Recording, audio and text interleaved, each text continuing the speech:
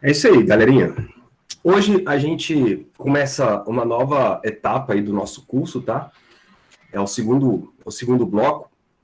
A gente vai dar uma introdução aí sobre um pouco da teoria cinética dos gases. Depois a gente vai culminar no fim do curso lá na termodinâmica, mas fica sempre a sugestão, galera.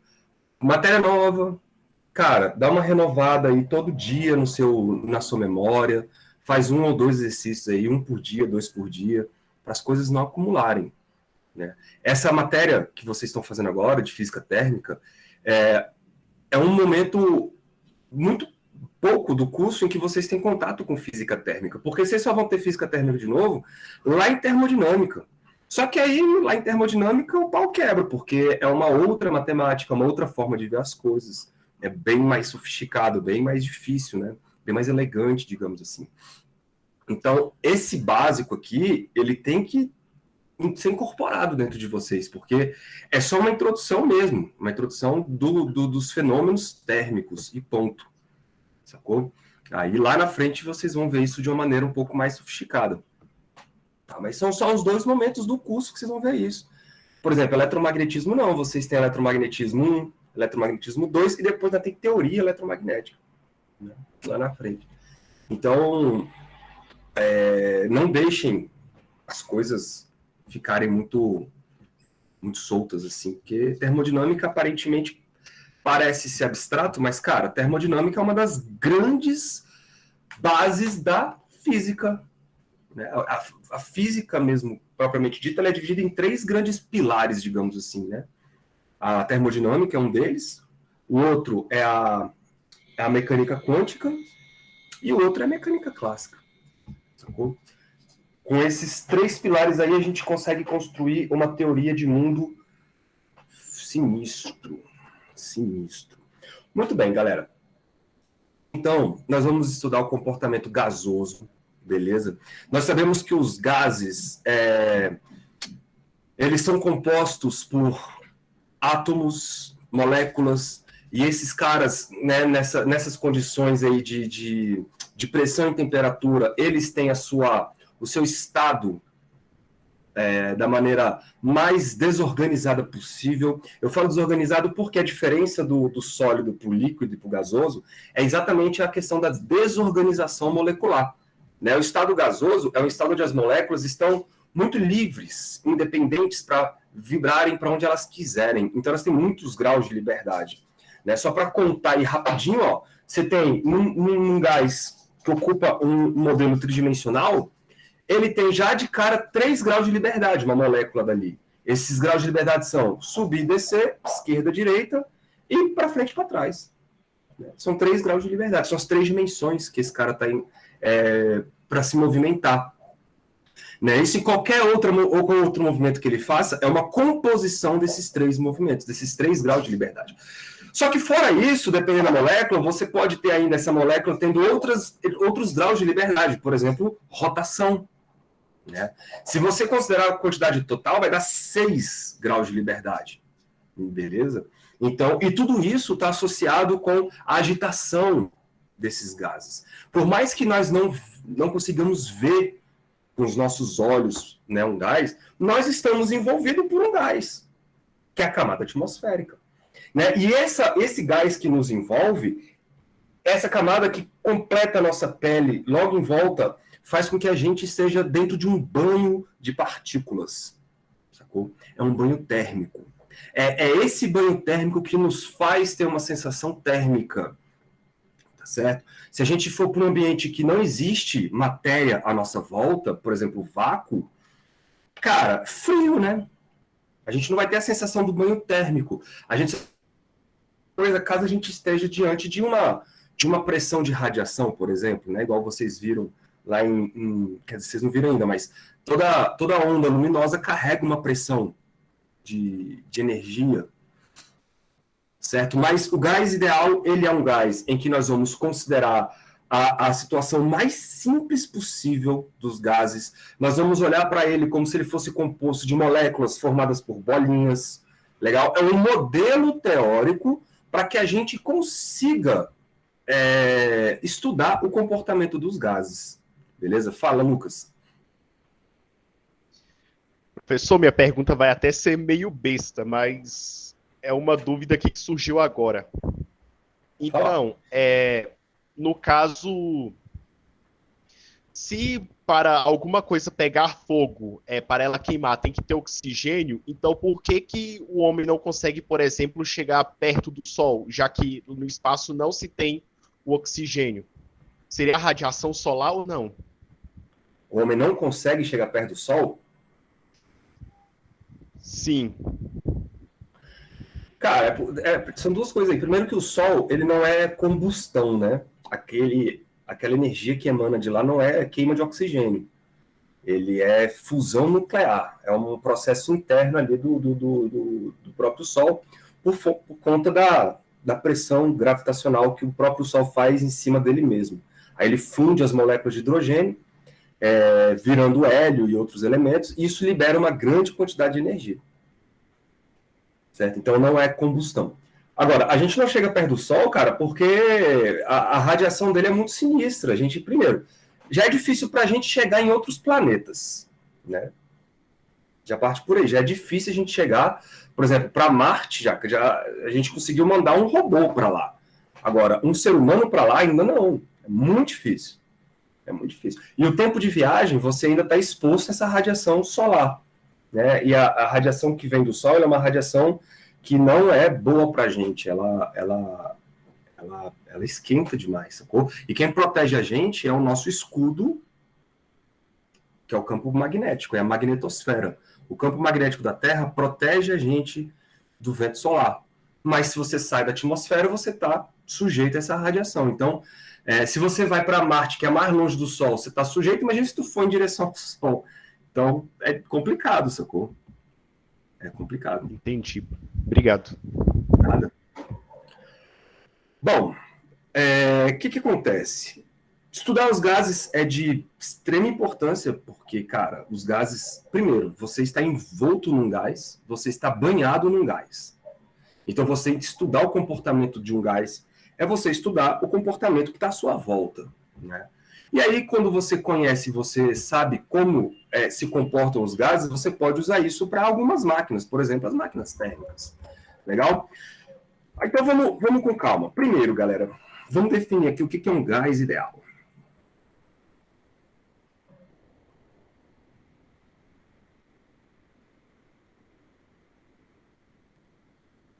Qual é a diferença de um gás ideal, por exemplo, para um gás real? Esse gás que nós respiramos aqui, que é o gás atmosférico, ele é um gás real. Ele é composto por, além de várias moléculas que compõem o gás, ele ainda tem, né, as impurezas do ar, tem poeira, tem água, tem um bocado de coisa. Né? Tem um bocado de coisa. E esse gás, ele, por ter um bocado de coisa, as moléculas não são necessariamente bolinhas, elas têm ali polaridades com partes positivas e negativas e tal. Esses caras se interagem, né? Então, uma molécula, quando ela se aproxima da outra, ela pode sofrer uma força de atração ou repulsão, dependendo da situação do gás, tá certo? Essas forças de interação, elas envolvem energia, né? Uma energia potencial ali de atração. E essas energias, elas imaginam, cara, é muito complicado da gente estudar. Porque vai você querer calcular as forças que uma molécula faz na outra dentro de um recipiente com 1 trilhão de moléculas. Impossível. Impossível. Se quando você coloca lá as leis de Newton da gravitação e tenta estudar, você tem que resolver aquilo com método computacional. Imagina você estudar a interação entre moléculas com trilhões de moléculas. Nós não temos esta condição, beleza? O que a gente precisa? A gente precisa de um modelo estatístico. Pode crer? Daí a termodinâmica ela é baseada em modelos estatísticos. Tá? Vocês vão ver lá na frente, daqui a pouquinho, que a gente vai ter uma distribuição de velocidades dessas moléculas, enfim. Mas para a gente começar os nossos estudos, a gente precisa tratar de gases, cara, que não tenham interação. As moléculas não se interagem. Por quê? Porque se elas não se interagem, eu consigo calcular coisas muito mais facilmente. Então, condição de um gás ideal. Suas moléculas. Isso é a construção que nós estamos dando para um gás ideal, tá? Suas moléculas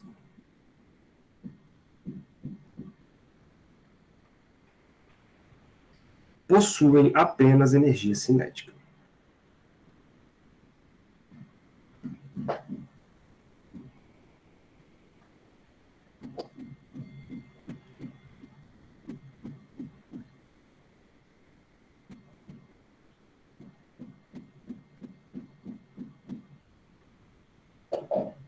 O que isso quer dizer, cara? Que a única energia associada às moléculas de um gás é a energia associada ao movimento desses caras. Então, quando uma molécula passa perto da outra, não existe interação. É como se elas fossem cegas, uma em relação à outra. Beleza? Elas não se interagem. Elas têm apenas energia de movimentação e ponto final. É claro que isso é uma verdade? Não, isso é uma aproximação de um gás ideal. Eu posso fazer um gás real se comportar como um gás ideal? Cara, você pode tentar fazer algumas aproximações. Vamos pensar rapidinho? Por exemplo, para você transformar um gás real em um gás ideal, vocês acham que você teria que fazer o que com esse gás? Primeira coisa, aumentar a pressão ou diminuir a pressão desse gás? Diminuir a pressão. Por quê? Justamente para poder isolar os elementos neles presentes, não? Perfeito, para deixar eles mais longe possíveis uns dos outros. Né? Você deixa as moléculas bem afastadas e aí a energia de interação fica bem fraca. Até você ter uma situação em que a energia fica desprezível. Beleza. E a temperatura? Vocês acham que você tem que aumentar a temperatura ou diminuir a temperatura para você deixar o sistema próximo do ideal? Aumentar. Aumentar. Porque se as moléculas estão longe e muito rápidas, esse movimento de passagem uma perto da outra é desprezível. Então, um gás que fique com a pressão baixa e uma temperatura alta é um gás que pode ter um comportamento próximo do que nós chamamos de gás ideal. Beleza? Show de bola. E aí, já falando dessas grandezas que eu acabei de citar, pressão, temperatura, galera, o que acontece? Nós, seres humanos, somos muito grandes comparados às moléculas, né? Nós somos muito pequenos comparados aos planetas, às estrelas, mas nós somos gigantes comparados às moléculas. Então, quando nós olhamos para um gás, a gente não olha para o conjunto, a gente não olha para o individual, a gente não olha para o indivíduo molécula por molécula, a gente olha para o coletivo. Né? A gente olha para aquele conjunto de moléculas, aquele conjunto de moléculas juntas, dentro de uma determinada situação, elas vão, quando você confina elas dentro de um recipiente, elas vão ocupar um volume, certo? Elas vão se bater dentro desse volume, dentro desse recipiente, aplicando força nas paredes. Se você tem uma força aplicada numa área, você tem automaticamente uma pressão. Então, esse gás, ele internamente exerce uma pressão sobre esse recipiente, certo? E, automaticamente, esse gás ele vai ter uma temperatura associada a ele. Por quê? Porque nós estamos construindo um modelo em que a temperatura está associada com esse nível aí de agitação térmica das moléculas. Então, existem algumas grandezas térmicas que são próprias de gases, beleza? Que vão nos ajudar a configurar um sistema. Porque pensa, quando você mexe com partícula, imagina, você está lá estudando lei de Newton, você quer estudar uma partícula qualquer que se locomove no espaço. Ora, você precisa de quê? Você precisa da posição, da velocidade e da aceleração. Né? São essas três grandezas definem a configuração do seu sistema. Posição, velocidade e aceleração. Agora, dentro de um gás, você não vai falar de posição, velocidade e aceleração. Você vai pegar o conjunto do gás e vai falar assim, olha, esse gás ele tem um volume, ele tem uma pressão, ele tem uma temperatura. Então, essas grandezas, elas vão definir para a gente a configuração de um gás, ou seja, o estado de um gás. Só que tudo isso é uma grandeza coletiva, legal? Nós vamos chamar, galera, essas grandezas de variáveis de estado. Tá bom?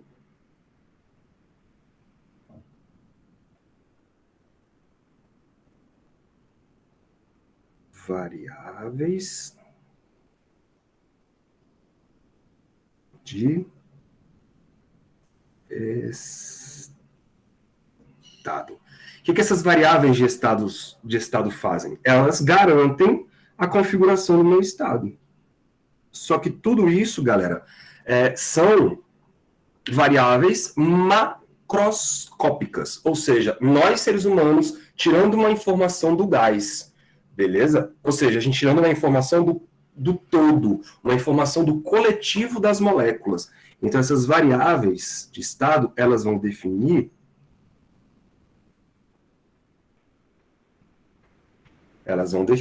ou definem, né? Vamos botar assim, definem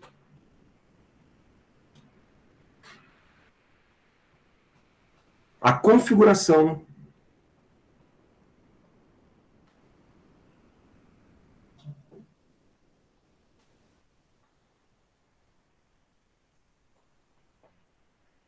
macroscópica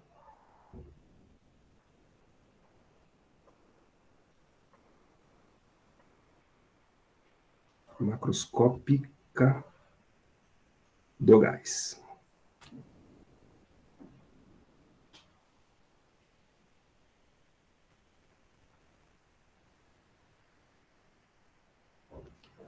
Pode crer? Você não está olhando para uma molécula específica. Qual é a posição de uma molécula? Qual é a velocidade de uma molécula? Não.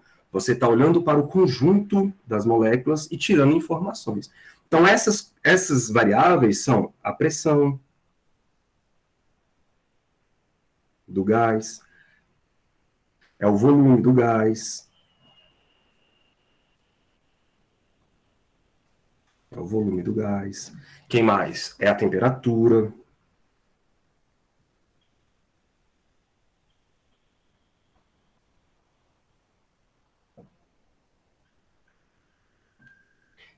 É também a quantidade de matéria.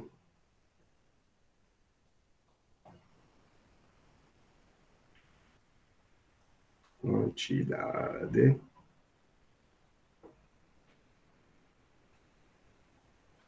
de matéria.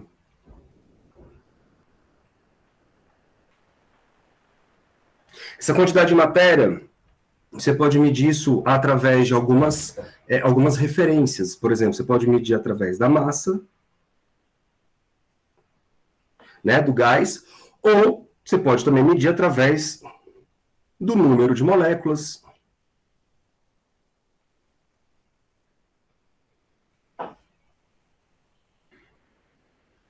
Número de moléculas.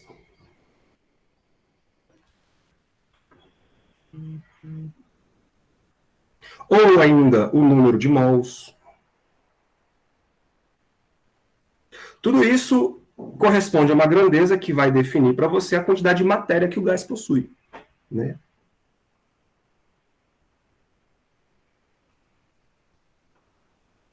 Número de mols. E assim por diante. Opa.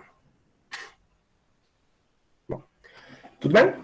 Legal. E aí, assim como lá na cinemática, por exemplo, vocês conseguem definir o estado de uma partícula através da posição, da velocidade e da aceleração, e você tem uma equação que relaciona o estado da partícula, né? Por exemplo, você consegue descobrir qual é o estado da partícula em um movimento uniformemente variado se você tem a equação S0 mais V0T, né, mais AT quadrado sobre 2, por exemplo. Essa equação aqui, ela relaciona para vocês a posição, a velocidade e a aceleração, no tempo que você quiser. Né? Então, é uma equação que mostra para a gente a configuração da partícula. A partícula é o seu sistema. Então, vai te mostrar a configuração do seu sistema. Aqui na termodinâmica, isso não faz sentido. Né? Eu preciso de uma equação que relacione as variáveis de estado. Só que o nosso estado agora ele é determinado, construído, através dessas variáveis que a gente acabou de citar. Então, eu preciso de uma equação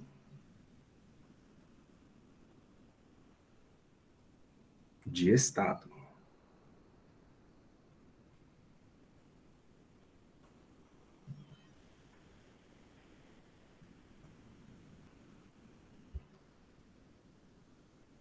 Essa equação de estado, então, ela vai fazer o quê?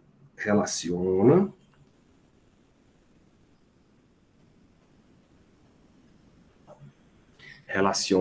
as variáveis de estado, são aquelas lá de cima,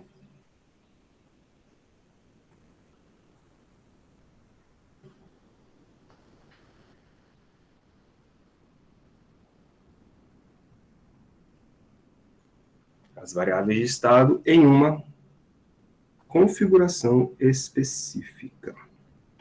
Em uma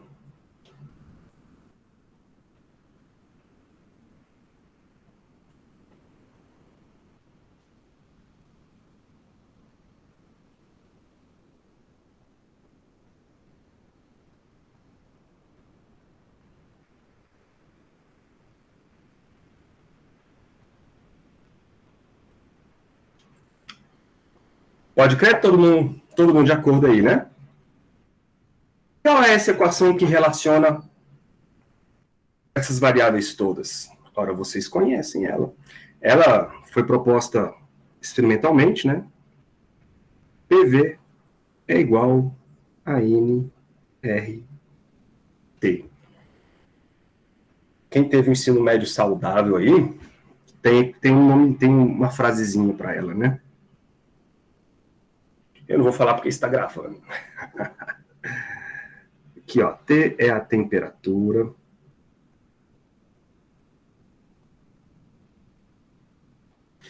Esse R é uma constante universal dos gases. Constante dos gases ideais, escrever assim, ó.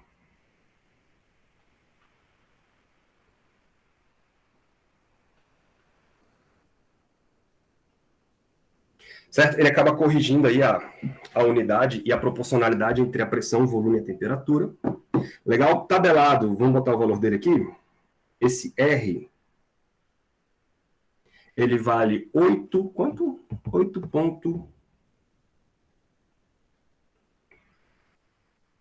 8.314 joule por mol Kelvin. Certo? E aquele cara ali é o número de mols.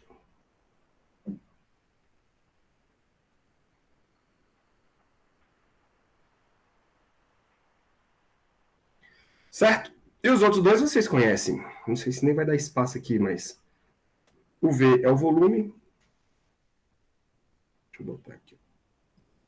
Volume. E esse bichinho aqui é a pressão.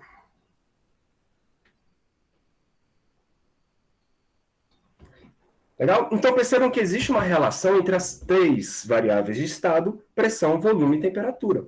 Eles se associam a um número de mols e uma constante universal. Essa constante ela é chamada de constante dos gases, por quê?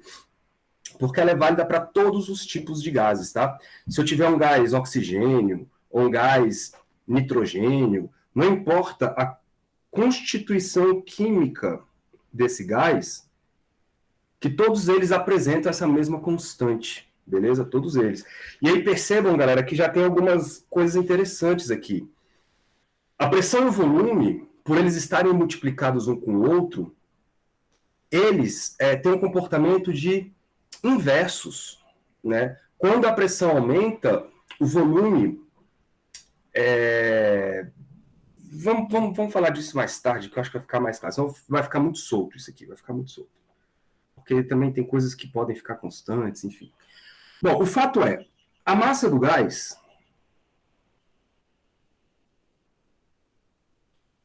a gente pode reescrever essa equação de outra maneira.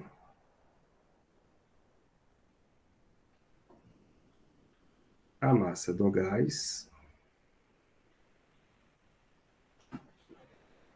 vou botar assim, ó, a massa total do gás.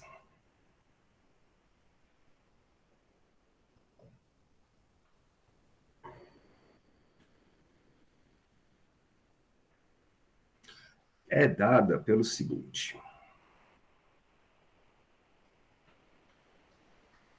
Vocês já estudaram o número de mols, né? Vocês sabem o que é isso, né?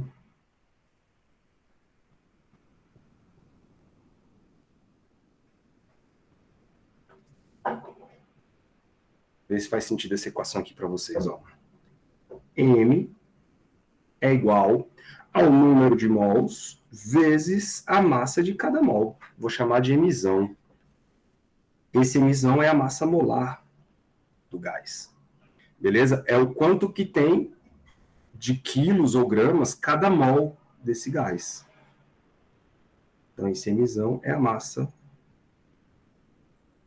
molar. Pode crer? E aí a gente define o que significa um mol, por exemplo. Deixa eu colocar aqui o roxinho.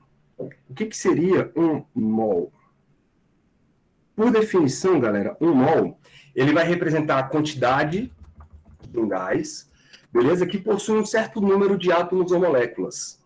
Tá certo? Por quê? Porque trabalhar com gás é diferente do que trabalhar com líquidos, por exemplo.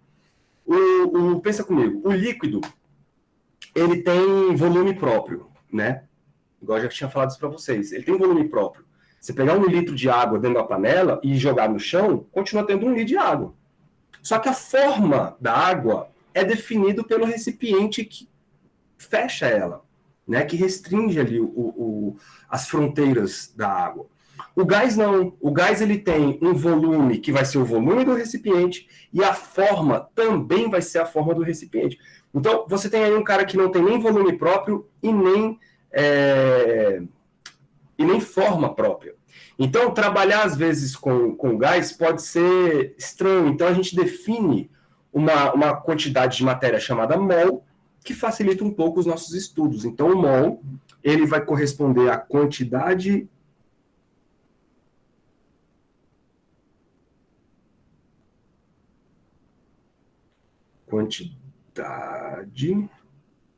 de um gás, e aí qualquer gás, tá?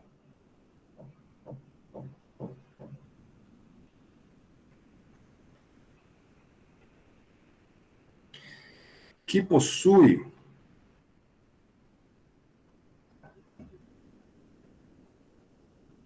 um número de 6,02 vezes 10 elevado a 23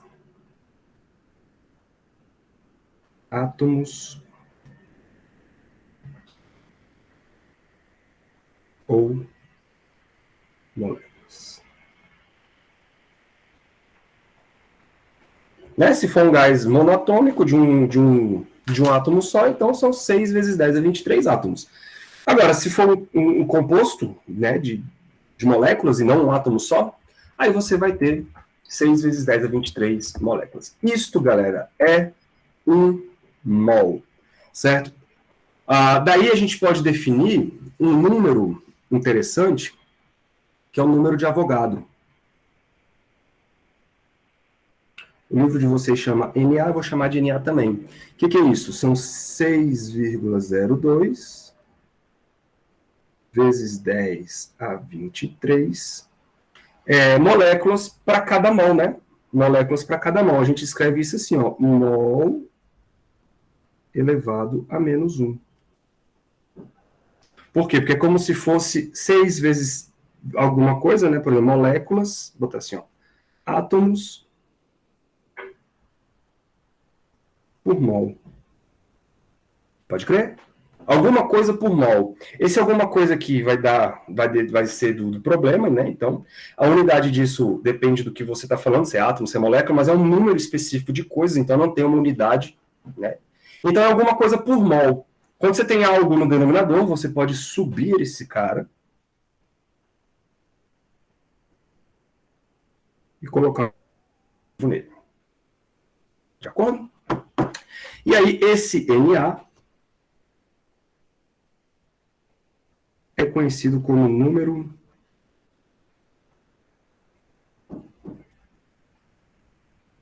de Avogadro.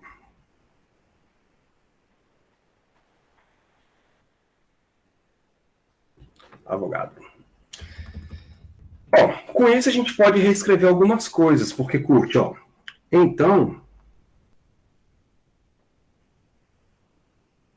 Então, o número de moléculas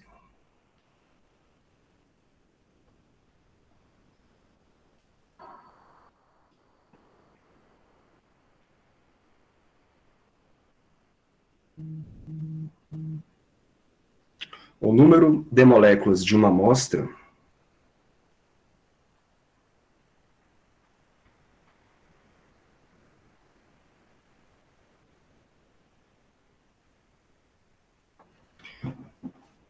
gasosa, né?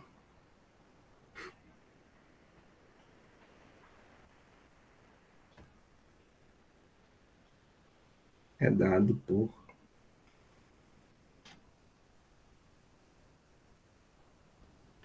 é dada por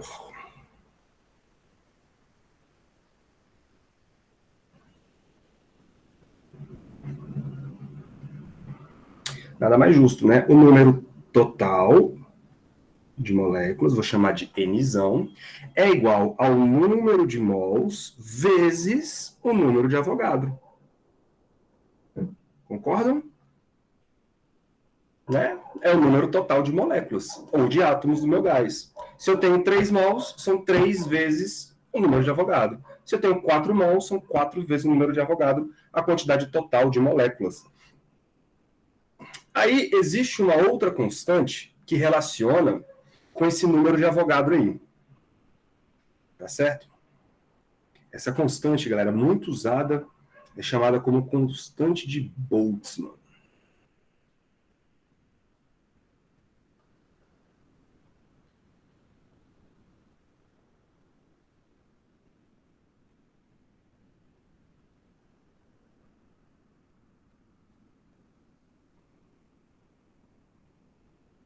De Boltzmann.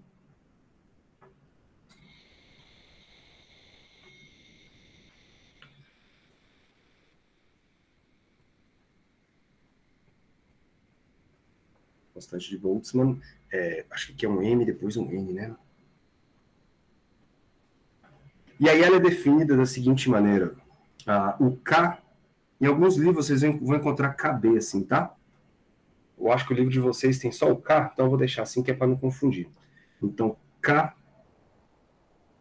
Boltzmann, ela vai ser definida como aquela constante dos gases dividido pelo número do senhor Avogadro. Beleza? Colocando todos aqueles valores lá que vocês viram, isso vai dar 1,38 vezes 10 elevado a menos 23 Joule por Kelvin.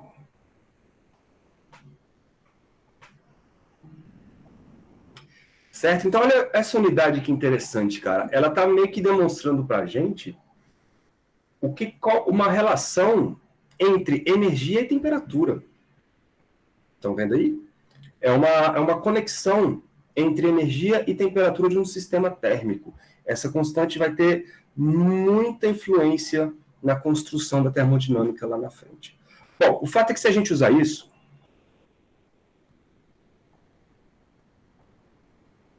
temos o seguinte, cara, substitui esse número de Avogadro aí pelo que a gente sabe dele. Então fica assim, ó, K é igual a R sobre NA. Mas quem é o NA? Tá bem aqui, ó. Se vocês olhar o NA,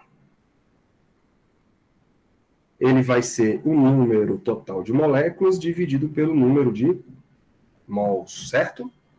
Eu vou fazer isso lá. Número total de moléculas dividido pelo número de mols. Só que, se eu dividir aqui por N, eu posso multiplicar lá em cima por N, certo? Nada demais. E aí eu posso escrever, então, que NR corresponde... Nzinho R corresponde a NK. Aí é um Nzão K. Tá? O que é isso aqui? Do lado esquerdo, você tem uma ideia do número de mols, né? Então você tem aí uma ideia do, não mais olhando para o número de moléculas, mas o número de mols do seu sistema. Então se você tiver o número de mols dado no problema, você vai usar essa quantidade NR. Agora, o lado direito, ele está mostrando o número de partículas, não o número de mols. Né? De qualquer maneira, os números estão multiplicados por uma constante. A diferença é que, para você ter equivalência o número de mols ele é multiplicado pela constante dos gases, beleza? E o número de moléculas ele é multiplicado pela constante de Boltzmann. Mas eles são equivalentes. Isso quer dizer que eu posso substituir lá naquela equação do PV igual a nRT, tudo isso para fazer o seguinte, ó. Olha para a equação do PV é igual a nRT. No lugar do nR, eu posso colocar nK. Tudo bem? É só uma outra forma de escrever a equação. Então, PV é igual a N. Aí é qual é o Nzão, né? NKT.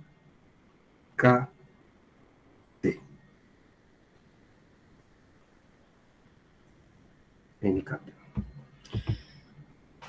De acordo aí, galera? Sossegado, né? Muito tranquilo. É a mesma equação, só que uma escrita em termos do número de mols, outra a mesma equação escrita em termos do número de moléculas. É a mesma equação escrita por dois pontos de vista. Muito bem. Então, dado essa construção, pressão, volume e temperatura definem um estado. Então, se eu mudar a pressão, o volume e a temperatura, eu mudo a configuração do meu gás. O meu gás passa a ocupar um outro estado. Analogamente falando ao sistema de partículas, quando eu tenho uma partícula que tem uma velocidade, sei lá, V1, e vai para uma velocidade V2, mudei de velocidade, mudei de configuração. Beleza? Aí quem vai medir essa mudança pode ser as leis de Newton, por exemplo, né, que vai dar essa mudança aí na velocidade. Para você descobrir a equação que rege essa mudança. Aqui a gente pode usar esta equação do PV, né, para descobrir uma equação que liga ou conecta dois estados, do estado 1 ao estado 2. Por exemplo, lá na cinemática, uma equação desse tipo era tipo aquela você chama equação de Torricelli, né? A velocidade final ao quadrado era igual a velocidade 1 ao quadrado, mais 2A, delta S. Essa equação, ela te conecta dois estados. Ela conecta o estado 1 com o estado 2. Ou seja, um estado inicial e um estado final. Aqui, eu também quero uma equação que conecta dois estados. Qual é a relação entre a pressão, o volume e a temperatura de um estado para o outro estado do gás? Legal, galera? Então, aqui eu quero o seguinte, vamos lá para cima.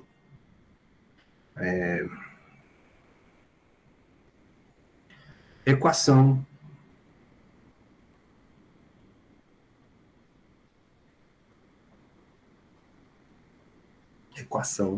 de relação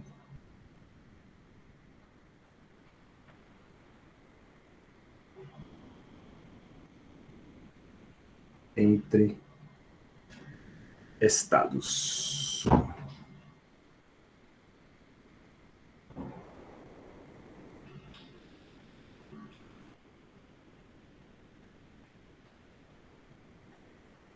Muito bem, então vamos definir aqui dois estados.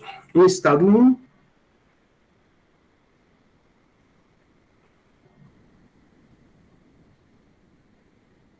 e um estado 2.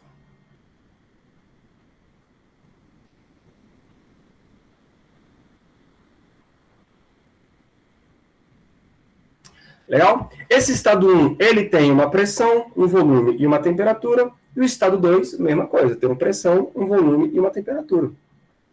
Então, a equação para o estado 1 seria a pressão 1, volume 1, número de mols desse estado 1, certo? A constante universal dos gases que não muda, vezes a temperatura do estado 1. Aqui, mesma coisa, pressão do estado 2, volume 2, o número de mols 2, pode ser que haja vazamento ou introdução de uma nova quantidade de gás no seu sistema. Então, a gente pode considerar uma mudança do número de mols. Vezes a constante universal, que aí não faz diferença, vezes T2. Legal? Bom, aí aqui a gente pode brincar com um bocado de situações. Por exemplo, primeira situação, vamos colocar com esse azulzinho aqui, ó. Vou chamar aqui a letra A. Não tem um nome para isso, tá? Mas se a massa for constante na transformação,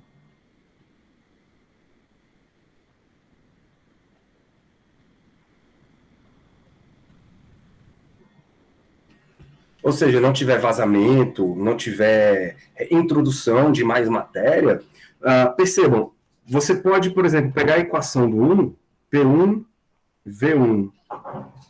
Isso não era igual a NR? Eu estou chamando agora de N uma constante. Se eu trouxer o T1 dividindo para cá, eu posso escrever isso aqui como NR, não posso? Qualquer dúvida, vocês me falam. Ora, galera, mas N é o número de mols, isso não mudou. R é uma constante, isso não mudou. Você pode usar essa mesma historinha quando você olha para o estado 2, igualar isso com a pressão no estado 2, o volume no estado 2, dividido pela temperatura também no estado 2. Né? Então, se a massa é constante, esse produto NR é constante. Isso quer dizer que a relação P1V1 sobre T1 se mantém o mesmo valor para todos os outros estados. Então, o gás vai passando por transformações, mas essa equação aí, P1V1, PV sobre T, não se altera. E aí você pode igualar isso para qualquer estado. Ou seja, a pressão no estado inicial, volume no estado inicial, dividido pela temperatura no estado inicial, isso tem que ser igual a pressão no estado final, o volume no estado final, temperatura no estado final, e assim por diante. Pressão no estado 3, temperatura no estado 3, e assim sucessivamente. Beleza?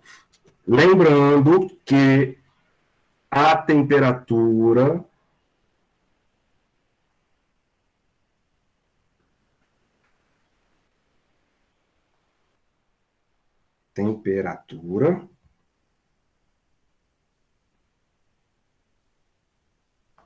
sempre em Kelvin, tá, galera?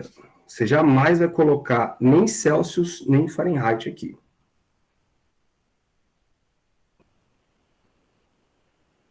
E vamos conversar um pouquinho. Até aí, tudo bem? Alguma dúvida até aí?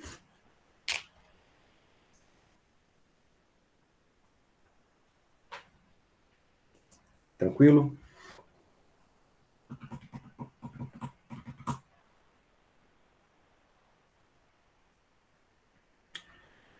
Nenhuma dúvida? De boa, né? Pergunta, então. Por que a temperatura tem que ser em Kelvin? Porque, curte, a pressão e o volume, eu posso colocar a pressão em Pascal? Posso. Eu posso colocar a pressão em newtons por metros quadrados? Posso. Que é a mesma coisa, né? Posso colocar a pressão em ATM? Posso. E o volume? Volume eu posso colocar em metro cúbico? Posso. Posso colocar em centímetro cúbico? Posso. Uai. Mas então por que diabo só a temperatura que não posso ser em Celsius? E aí? Alguém tem alguma explicação?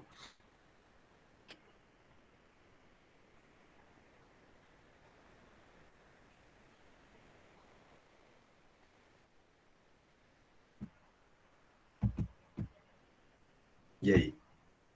Por que a temperatura tem que ser em Kelvin? Necessariamente.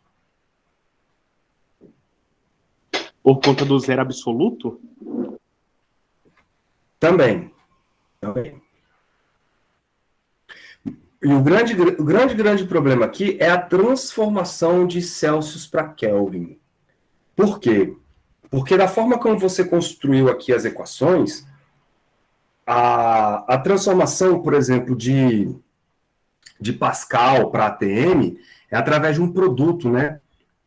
Quando você vai de, por exemplo, 1 ATM, isso aqui corresponde a 10 a quinta Pascal. Aproximadamente, né? 10 a quinta Pascal. Então, se você tem 3 ATM, você tem 3 vezes 10 a quinta, e assim por diante.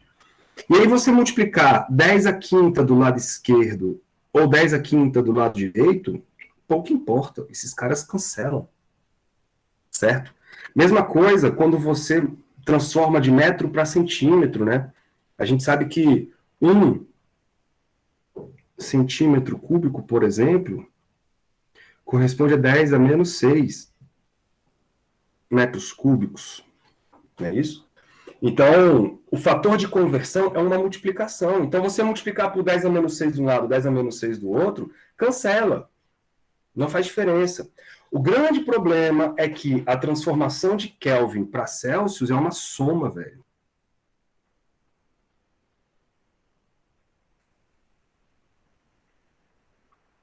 É uma soma.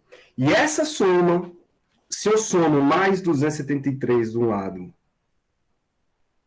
mais 273 do outro, isso perde a linearidade. Né? Não é o mesmo resultado. Em outras palavras, se você tem uma fração, tipo A dividido por B, se você multiplica 273 em cima e 273 embaixo, você mantém a fração. O número é o mesmo. Mas se você soma 273 em cima e 273 embaixo, você destruiu. Você não tem mais o mesmo número. Pode crer? Você não tem mais o mesmo número. Então, essa soma, ela nos impede aí de fazer essas transformações, de usar as coisas em Celsius. E aí, um dos grandes problemas é esse que o Lucas falou. Se eu uso zero absoluto, se eu uso, por exemplo, o 0 graus Celsius, eu quebro tudo, bicho. Imagina você jogar 0 graus Celsius aqui dentro. Você está dividindo o número por zero. Pode? Não pode. Mas por quê? Porque esse zero não é o zero absoluto.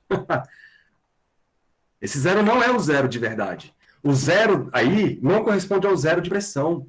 Esse é o grande lance. Beleza? Então você precisa usar a temperatura em Kelvin. Por quê? Porque é o zero absoluto. Beleza? E percebam que no zero essa equação não funciona. Não funciona. E por que ela não funcionaria no 0 graus Celsius? Ela tem que funcionar no 0 graus Celsius. Ela tem que funcionar. E aí, por isso que você tem que usar em Kelvin. Beleza? Vamos para as outras transformações. As outras vocês já estão um pouco mais acostumados. Vamos para, por exemplo, isotérmica.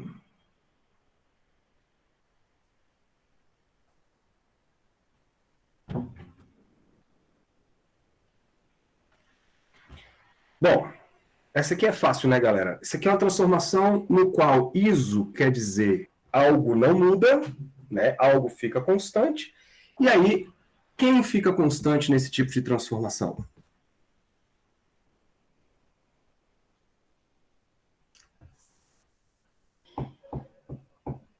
Isotérmica. Quem é constante?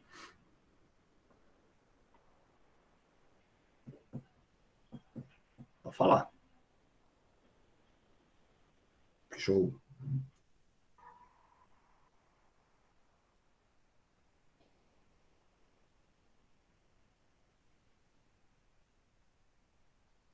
É a tal da temperatura.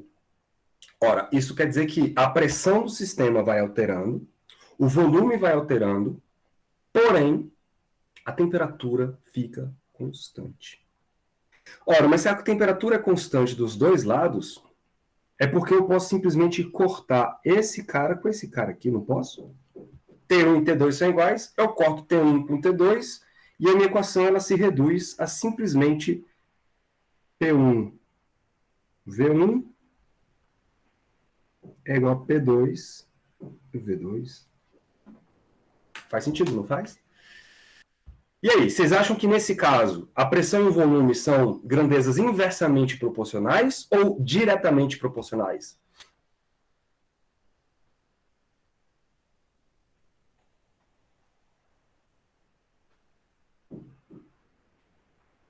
O que vocês acham?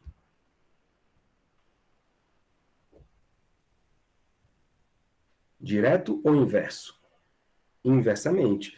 Se você aumenta um, por exemplo, vamos supor que você vai para um sistema onde a pressão inicial é pequena e a pressão final é maior. Ou seja, você aumentou a pressão do sistema. Mas manteve a temperatura constante. manteve a temperatura constante. Isso quer dizer que para esse produto ser igual, vamos fazer com números, cara, olha só. Se eu tenho, sei lá,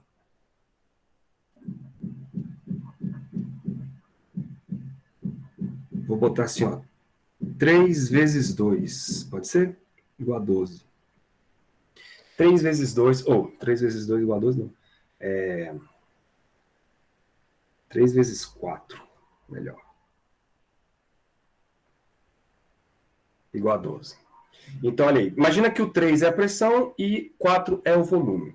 Vamos supor que você vá diminuir esse primeiro número aqui, ó. Quer dizer, você vai aumentar esse primeiro número. Ele vai de 3 para 6. Né? Então, ele era pequeno e agora cresceu, foi para 6. Certo? O número 4, para manter o mesmo resultado 12, ele tem que ser alterado, porque o produto tem que ser igual. Certo? E para esse número se manter 12, esse cara tem que ir para 2, porque 6 vezes 2 costuma dar 12. Certo? Então, o primeiro número cresceu, ele era pequeno, foi para 6, e o segundo número, ele diminuiu, ele era grande e passou para ser um número menor. Isso quer dizer que esses dois caras são inversamente proporcionais. Então, esse cara aqui aumenta, né? Esse cara aqui era alto e esse cara aqui passa a diminuir. Isso quer dizer que eles são inversamente proporcionais. Certo, galera? Cuidado, hein? Não confundam isso, por exemplo, com soma. Eu já vi gente falando que a energia cinética e a energia potencial são inversamente proporcionais. Mas não são. Professor, mas a energia cinética mais a energia potencial não é igual a uma constante? Que é a energia total? Ou a energia mecânica, né? Melhor. Sim. E quando a energia cinética aumenta, a energia potencial não diminui? Sim. Mas proporcionalidade está automaticamente ligada a uma multiplicação e não a uma soma. Tá bom? Eu não posso dizer que energia cinética e energia potencial são inversamente proporcionais, porque eles nem proporcionais são. Eles não são proporcionais. Eles são apenas uma soma de dois números dando um valor constante. Tá bom? Então, eu só posso falar de proporcionalidade se eu tiver números multiplicando ou números dividindo. Fechou? Então, olha aí. Na transformação isotérmica, então, galera,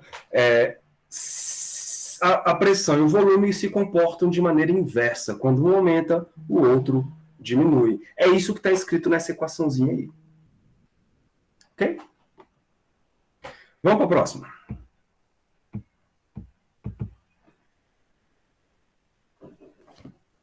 E se agora eu tiver uma transformação conhecida como isovolumétrica?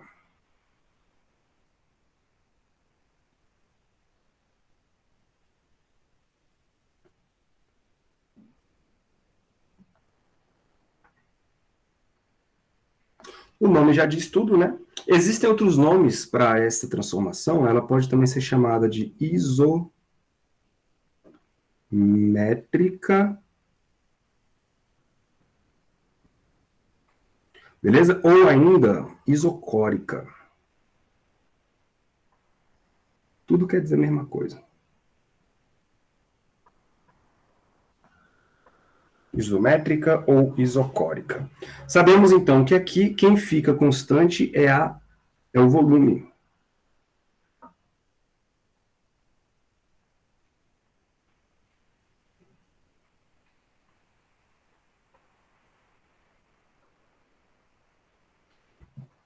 Volume constante. Volta lá para a equação de tudo. Ó. Vou apagar agora essa seta aqui. Quem fica constante agora são esses dois carinhas aqui. Ó. Eles são iguais. Se eles são iguais, a gente pode cancelar eles, não é isso? V1 e V2 são os mesmos valores, então eu posso retirar eles da minha equação e escrever simplesmente P1 sobre T1 é igual a P2 sobre T2. Legal? Isso aí é tipo sua panela de pressão, né, velho? Você pega lá o recipiente, trava ele, não deixa o seu recipiente nem expandir e nem ser comprimido. Isso quer dizer que você manteve o volume constante, mas ao mesmo tempo você pode mudar a pressão e a temperatura. E aí, um altera, o outro automaticamente altera, porque o volume está constante. E nesse caso, eles são, o que vocês acham? Inversos ou diretos? São grandezas inversamente proporcionais ou diretamente proporcionais? Diretamente proporcional. Uhum. Diretamente proporcional. Porque agora, se a pressão inicial é baixa, vamos fazer com o número de novo? Eu tenho lá 12 dividido por 2. Isso dá, sei lá, 12 dividido por... Isso dá 6. Vou fazer assim. 6. Se você diminuir o número de cima para 6, isso aqui continua 6, né? Porque tem que ser um resultado igual. O número de baixo também tem que diminuir, né? Então, o número de baixo e o número de cima acompanham o movimento. Se o inicial é pequeno da pressão, o final é grande. E a temperatura também. O que isso quer dizer? Se a pressão aumenta, a temperatura aumenta. Se a pressão diminui, a temperatura diminui. Legal? Esse é o funcionamento da sua panela de pressão. Você aumenta a temperatura, porque você está jogando calor no sistema, e aí a consequência é que a pressão também aumenta, né? E aí você vai aumentando a pressão à medida que a temperatura também vai aumentando. Beautiful, né? Depois a gente vai estudar essas coisas aí envolvendo os calores, tá? Por enquanto eu não estou querendo envolver a termodinâmica propriamente dita, não. Eu estou querendo só analisar aí as grandezas de estado. Depois a gente fala de calores, tá? Porque aí vai dar um pouquinho mais de trabalho. E aí, para finalizar, galera, eu tenho a transformação isobárica.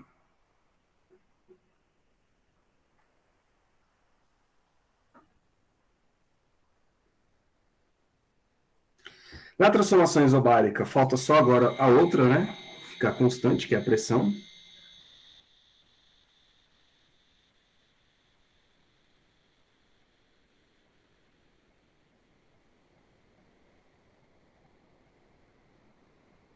Pressão constante. Se a pressão é constante, você vai poder cortar o pezinho da equação. Então, você vai ter V1 sobre T1 é igual a V2 sobre T2. Chique, né? E isto quer dizer, então, que o volume e a temperatura são grandezas diretamente proporcionais. Se o volume aumenta, a temperatura aumenta. Isso por quê? Porque a pressão fica constante. De boa? Tudo muito sossegado, né? Até aí nada de muito relevante, não. O grande lance é vocês captarem a interpretação do texto, tá? Por exemplo, quando o cara fala assim, uma expansão isotérmica. O que é uma expansão isotérmica? É um aumento de volume a temperatura constante. Então, se eu tenho uma expansão isotérmica, o que acontece com a pressão? A pressão tem que cair. Se o volume cai, se o volume aumenta isotermicamente falando, a pressão diminui. Beleza? Ou então, outra palavra, né? O cara vai lá e fala assim, eu tenho um aquecimento isovolumétrico. Ora, aquecimento isovolumétrico quer dizer que eu tenho aumento de temperatura com volume constante.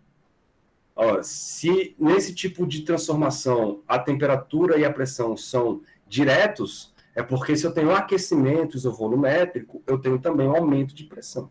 E assim por diante, tá bom? Então vocês têm que ficar ligados aí nas falas, nas interpretações dos textos que vão vir aí para vocês. Dúvida, galera? Tá tranquilo?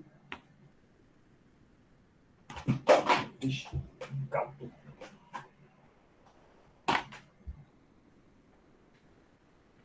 Então tá. Essa primeira parte ela é sossegada. Eu vou ficar por aqui, não vou adiantar muito a nossa brincadeira, não. Então deixa eu parar a gravação aqui.